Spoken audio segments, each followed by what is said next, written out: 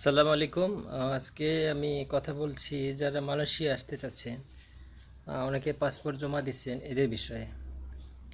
এখন চলতেছে জুলাই মাস। যারা পাসপোর্ট জমা দিচ্ছেন, যাদের অ্যাপ্রুভাল এখনও বের হয় না, তাদের ভিসা বের হওয়ার সম্ভাবনা খুবই কম। তার কারণ মালয়েশিয়ান সরকার সিদ্ধান্ত নিয়েছে যে নতুন করে কোনো লোক আর নিয়ে আসবে না।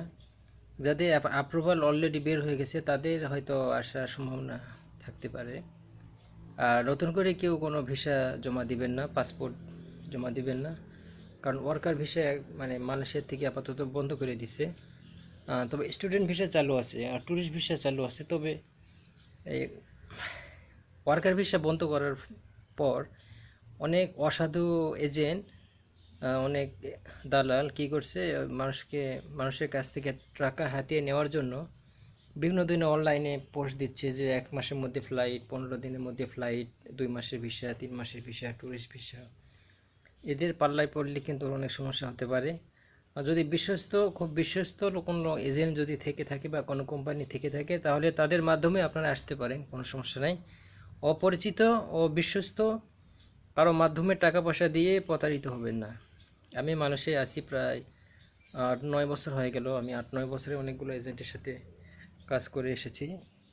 তো সেই অভিজ্ঞতার খাতিরে আমি শেয়ার করলাম যে মালয়েশিয়ায় কিন্তু কয়েকদিন আগে বা কয়েক মাস আগে যে কাজের সংকট ছিল, সংকটগুলো আস্তে আস্তে আস্তে আস্তে শেষ হয়ে গেছে। আলহামদুলিল্লাহ, মোটামুটি সকলে কাজ পাচ্ছে। এখন একটু বেকার সংখ্যা কম।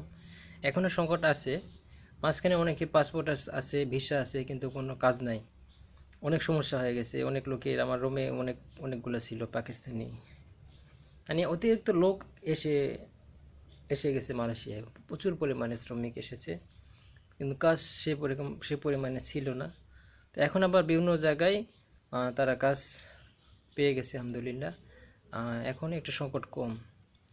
তো সামনে আশা করা যায়, যেহেতু এখন আপাতত লোক নেওয়া বন্ধ করে দিয়েছে মালয়েশিয়ান সরকার বাংলাদেশ থেকে, তো আশা করা যায় সামনে আবার 2-4 মাস পর হয়তো আবার লোকের সংকট হতে পারে। কারণ অনেক ধরনের বিভিন্ন জায়গায় বিল্ডিং কন্ট্রাকশন কাজে অনেক কাজ, নতুন নতুন প্রজেক্ট কাজ চালু হয়ে গেছে, কিন্তু লোক সেখানে সংকট দেখা যাচ্ছে।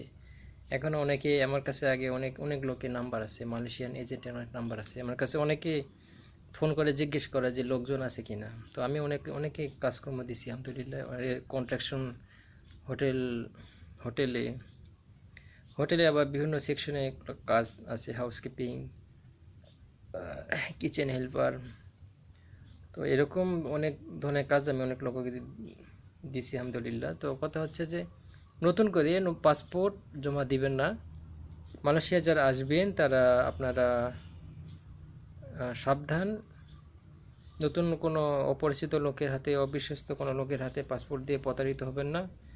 তারা 15 দিনের, 1 মাসের মধ্যে ভিসা বের হবে, ফ্লাইট কনফার্ম করবে, এরকম কথাবার্তা বলে টাকা নিয়ে হাতিয়ে নেওয়ার চেষ্টা করতে পারে। আপনারা সাবধান। তাদের উদ্দেশ্যে আমার আজকে এটা বলার উদ্দেশ্য হচ্ছে এটাই, যে আপনারা সাবধান থাকবেন, নতুন করে পাসপোর্ট জমা দিয়ে প্রতারিত হবেন না।